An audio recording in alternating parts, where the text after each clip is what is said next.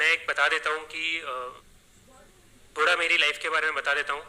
मैंने 2010 में आईआईटी का एग्ज़ाम दिया था। स्कूलिंग मेरी कोटा में हुई थी एंड बचपन से मुझे साइंस बैकग्राउंड में ज़्यादा इंटरेस्ट था। सोशल साइंस अपनी सिविक्स, ज्योग्राफी, हिस्ट्री, इन सब में बिल्कुल भी इंटरेस्ट नहीं आता था।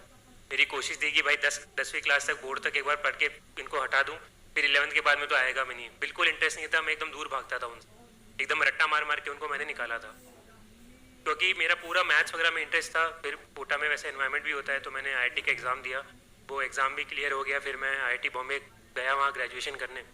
तब मेरे फादर ने मुझे बचपन से भी बोला था, और फादर मेरे सिविल सर्विसेज में ही है। पहले वो आरएएस थे, राजस्थान एडमिनिस्ट्रेटिव सर्विस में, अभी उनका प्रमोशन हो चुका है, वो आईएएस में है।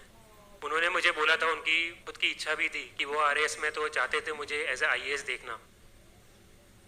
बट मैं क्योंकि उस एनवायरनमेंट में रहा था, बचपन से मैंने सारी चीज़ें देखी थी, तो कभी मुझे उसका अट्रैक्शन नहीं आया कि यार ये लाल बत्ती की गाड़ी क्या होती है, या ये सोशल स्टेटस क्या होता है, यार ये रिस्पेक्ट क्या होती है। वो सामने दिखता रहता था मेरे लिए, वो घर की मुर्गी दाल बराबर जैसी चीज़ थी। मुझे कभी इंटरेस्ट नहीं था। नहीं नहीं, प्लीज़ आप ताली मत बजाइए, आप सुनिए जो मैं बोल रहा हूँ। ताली आप एंड में जितनी बजानी है बजा लीजिएगा।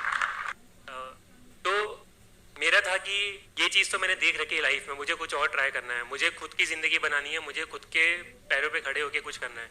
और मेरा था कि मुझे कभी तो इंडिया के बाहर जाके भी एक बार रहना है या काम करना है। उसी इंटेंशन से मैंने कॉलेज में पढ़ाई भी करी, अच्छे से पूरा ग्रेजुएशन वगैरह करा। और 2014 में जब मेरा फाइनल ईयर था, ग्रेजुएशन हुआ, तब मुझे सैमसंग साउथ कोरिया में जॉब ऑफर मिला था, प्लेसमेंट्स में कॉलेज के अंदर।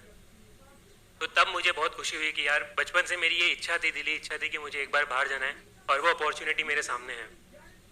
फिर मेरे फादर ने तब एक बार फिर से बोला कि तुम अभी ग्रेजुएशन कर चुके हो, तुम एलिजिबल हो चुके हो यूपीएससी लिखने के लिए, एक बार कोशिश करो। क्योंकि उन्हें पता था कि मेरे अंदर कितना पोटेंशियल है। मुझे खुद को लगता था कि यार ठीक है, एप्टीट्यूड वगैरह ठीक है, जनरल साइंस मेरे बस की बात नहीं है। मैं कभी न्यूज़पेपर भी नहीं पढ़ता था, कि ये मुझसे कभी नहीं हो सकता। तो मैंने उनको मना करा कि नहीं है। उन्होंने फिर एकदम मेरे से बिना पूछे मेरा फॉर्म भर दिया। तब 24 अगस्त को एग्ज़ाम था, 23 अगस्त की रात को उन्होंने बताया कि ये लो तुम्हारा एडमिट कार्ड, कल सुबह जाके एग्ज़ाम लिख कर आना। मैंने बोला अगले हफ्ते 10-15 दिन के बाद में मेरी फ़्लाइट थी। मैंने बोला कि नहीं, मैं तो जा रहा हूँ, जॉब है। बोला कि ठीक है चले जाओ जॉब पे, मैं फोर्स नहीं कर रहा, बस मेरा मन रखने के लिए हो।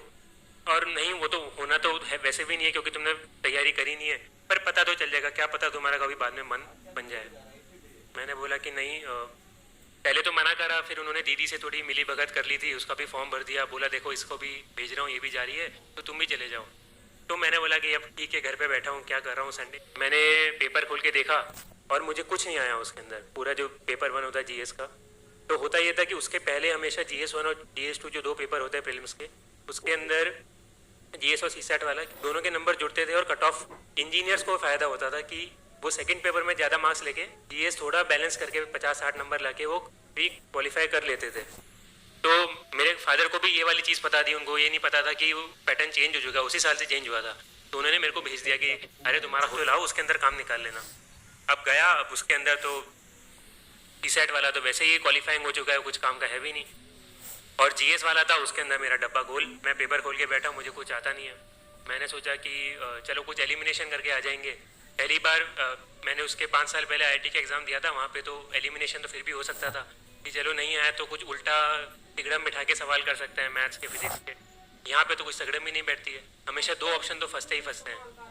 B और C एलिमिनेट कर दिए तो A और D में तो तुक्का मारना ही पड़ेगा, बिना कॉन्फिडेंट मैं कर ही नहीं सकता हूँ। और ये आप सबको पता है, फिल्म्स के अंदर 75% क्वेश्चन ऐसे ही होते हैं कि बहुत ही कम स्टूडेंट्स कॉन्फिडेंटली कर पाते हैं, उन्हें कहीं ना कहीं तो गेस करना पड़ता है।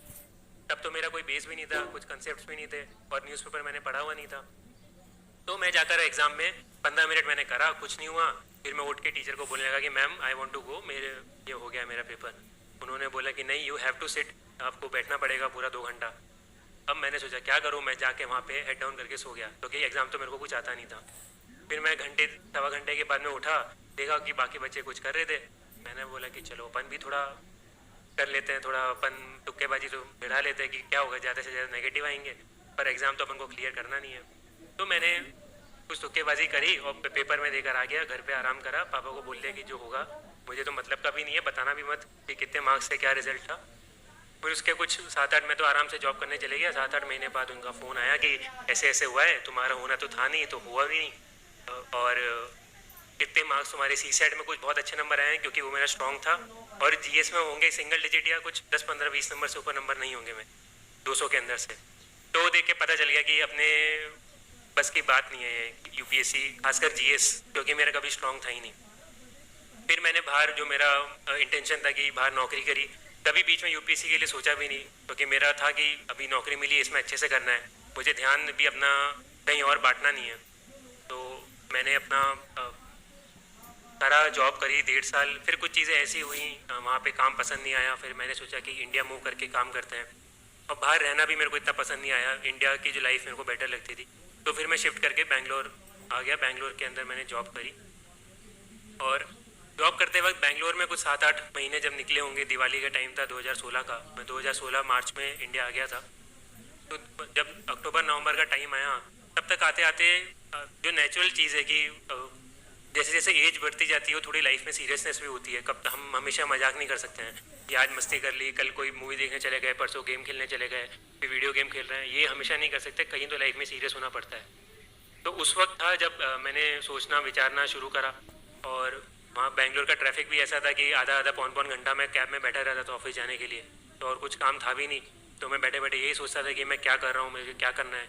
तब मेरे दिमाग में ये सब ख्याल आने लगे कि मेरी जो बाहर लाइफ थी वर्सेस जो मेरी बेंगलोर में लाइफ है, जो मेरी इंडिया में लाइफ है, उसमें बहुत सारा अंतर है, बहुत सारे इश्यूज़ हैं। और जो वहाँ पे जिस तरह की ईज़ ऑफ लिविंग थी कि बड़े आराम से चीज़ें हो रही है, कुछ सोचना ही नहीं पड़ रहा है, वैसी ज़िंदगी यहाँ पे नहीं है। और मैं चाहूँगा कि वैसी ज़िंदगी यहाँ पे होनी चाहिए। तो जैसे बेंगलोर का ट्रैफिक का मैंने बताया, तो ट्रैफिक का देख के लगता था कि यार ये ट्रैफिक में ये ऐसे क्यों कर रखा है, ये थोड़ा ऐसे कर सकते हैं तो ये निकल जाएगा। ये तो बहुत कॉमन सेंस की चीज़ है। ये एक बस स्टैंड है, वो उन्होंने एक ब्रिज है, उसके बीच में बस स्टैंड बना रखा है, तो बसेस वहाँ पे रुक के तो ट्रैफिक जाम होना ही है। तो सबको सबको लगता था ये वाटर स्केर्सिटी है, पानी की कमी बेंगलोर में बहुत तेज़ी से होती जा रही है, अभी भी इशू चल ही रहे हैं। तो तब से मुझे लगता था कि यार ये सारे चैलेंजेस हैं, और अगर मैं बाहर बैठे बैठे अगर मैं इंडिया में रह रहा हूँ और अगर मैं इनको बस क्रिटिसाइज़ कर रहा हूँ कि ये क्या है, ये गंदा है, बाहर अच्छा था, तो मैं मतलब इतना मेरे को इधर मिला है, मैंने सब कुछ पढ़ाई करी है, तो मैं उसके साथ ही मतलब गलत चीज़ कर रहा हूँ। तो अगर उनको इम्प्रूव करना है तो वो मैं बाहर से कोस नहीं सकता हूँ, मुझे खुद को जाके चेंज करना पड़ेगा। तब मैंने थोड़ा सोचना स्टार्ट करा। फिर वो पहले से दिमाग में यूपीएससी वाला तो एक्सपीरियंस था ही, पता था कि जॉब कैसे होती है, क्या क्या अपॉर्चुनिटीज़ होती हैं, कौन कौन से सेक्टर्स होते हैं। मेरे फादर, मेरे ताऊ जी भी सिविल सर्विसेज में ही हैं, और फादर के कुछ सीनियर्स हैं, वो बचपन से 1-2 बार मैं मिला हुआ था उनसे, तो मुझे आइडिया था थोड़ा बहुत कि यहाँ पर मैं आऊँगा तो कुछ तो सेटिस्फाइंग मिलेगा। एट द सेम टाइम मैं बेंगलोर में जो जॉब कर रहा था, वहाँ पे मैं 8 to 8, 9 to 9, 10-12 घंटे दिन के मेरे उसमें जाते थे।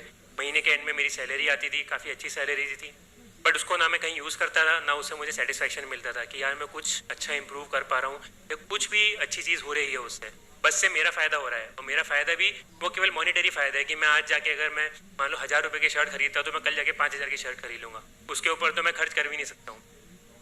तो मुझे लगने लगा, फिर मैंने घर पे बात करी, अपने फादर से बात करी। बीच में यूएस वगैरह का ऑप्शन भी है कि मैं यूएस भी शिफ्ट कर सकता हूँ, वहाँ पे पढ़ाई की भी अपॉर्चुनिटी मिली। बट फिर बीच में मेरे ऑफिस वालों ने मेरे को महीना 2 महीना वहाँ पे भी भेजा। तब मुझे वहाँ की भी लाइफ दिखी, मुझे पता चल गया कि नहीं, कोरिया भी पसंद नहीं आया, यूएस भी पसंद नहीं आया, मतलब अपन को बाहर रहना पसंद नहीं है, अपने लिए इंडिया सही जगह, अपन को इंडिया में रह के ही कुछ अच्छा करना। इसलिए फिर मैं सोचने लगा कि यूएस का तो मैंने ऑप्शन कैंसिल कर दिया और घर पे बात करने लगा। तो मैंने 5-6 महीने लगाए, बार बार हर महीने मैं घर जाता था, पूछता था, बात करता था जितने लोगों से हो सके, खासकर वो भी केवल घर के अंदर, और 1 या 2 लोग, ऐसा भी नहीं कि मैंने 10 जनों को या दोस्तों को भी बता दिया कि मैं ये सोच रहा हूँ। क्योंकि बहुत सारी ओपिनियन आती है, जो वो सब अपन को जो सोचना होता है, अपन को करना होता है, वो उनसे इन्फ्लुएंस होती है। अल्टीमेटली जो आपको अंदर से चाहिए वो आपको ही पता है, या ज़्यादा से ज़्यादा जो आपके क्लोज वंस है, आपकी फैमिली है, वही आपको बता सकते हैं, वही लोग हैं जो आपको सही एडवाइस देंगे।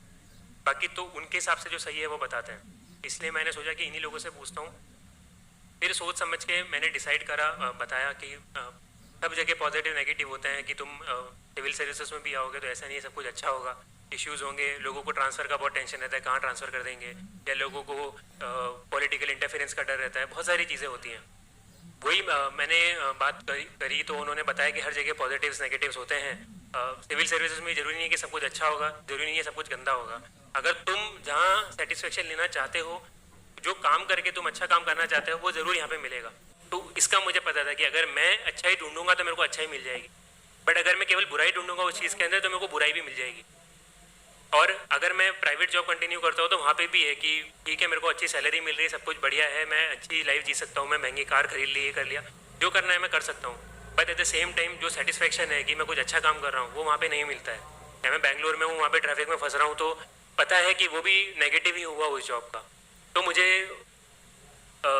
वो मैंने जब कंपेयर करा दोनों चीज़ों को तब मैंने सोचा नहीं, सिविल सर्विसेज का एग्ज़ाम देंगे। फिर मैंने मेरी जॉब छोड़ी, मई 2017 में मैंने मेरी जॉब छोड़ी थी। उसके बाद में मैंने मेरी प्रिपरेशन स्टार्ट करी। ये एग्ज़ाम मेरा 1 साल का या मेरा 1.5 साल का टाइमलाइन था। तो अब लोग बोलने में बोल सकते हैं कि ठीक है मेरे 2 अटेम्प्ट थे, बट मैं इसको पर्सनली फर्स्ट अटेम्प्ट ही काउंट करता हूँ, क्योंकि पहला अटेम्प्ट तो था कि मेरे को एग्ज़ाम के एक दिन पहले पता चला कि मुझे कल जाके एग्ज़ाम लिखकर आना है, और मैं इसको as a time period count करता हूँ। कोई मेरे से पूछेगा तो मैं बोलूँगा मैंने ज़िंदगी के 1.5 साल 2 साल डाले यूपीएससी क्लियर करने के लिए, और वो लगते ही हैं, वो सबके ही उतने मिनिमम तो इतना अमाउंट डालना पड़ेगा आपको। तो ये मेरी टाइमलाइन थी जो मैंने बताई आपको। अब इसमें आप नोट करेंगे तो सबसे पहले मैंने सबसे बल्क में जो टाइम बताया वो क्या था, मेरा यूपीएससी में आने का जो थॉट प्रोसेस, जो मैंने स्टार्टिंग के तैयारी शुरू करने के पहले 5-6 महीने डाल दिए सोचने में कि मुझे एग्ज़ाम देना है, क्यों देना है, क्या फ़ायदे हैं, क्या नुकसान है, करना है या नहीं करना है। सबसे पहले मैंने वो वाला काम करा। मैं आप सबको ये चीज़ इसलिए बता रहा हूँ, ये मेरा रीज़न था, इससे आप लोगों का कोई लेना देना नहीं है। काफ़ी लोगों ने पूछा इसलिए मैंने बता दिया।